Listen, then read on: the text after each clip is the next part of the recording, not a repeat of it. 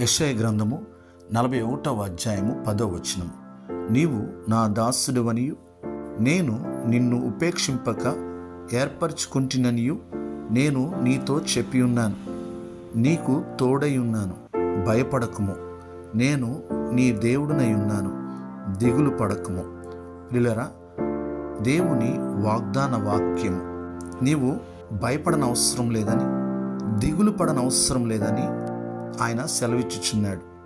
ఆయన నీకు తోడై ఉన్నాడని, నీకు దేవుడినై ఉన్నానని ఆయన సెలవిస్తున్నాడు.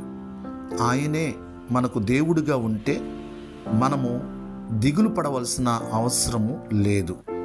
ప్రార్థన. పరిశుద్ధుడా యేసయ్య, మీకు వందనాలు.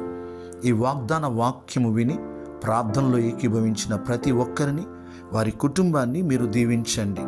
మీరు మాకు తోడై ఉన్నానని, మాకు దేవుడుగా ఉన్నానని, మీరు భయపడవలసిన అవసరం లేదని, దిగులు పడవలసిన అవసరము అంతకన్నా లేదని మీరు సెలవిస్తున్నారు. మీకు వందనాలు.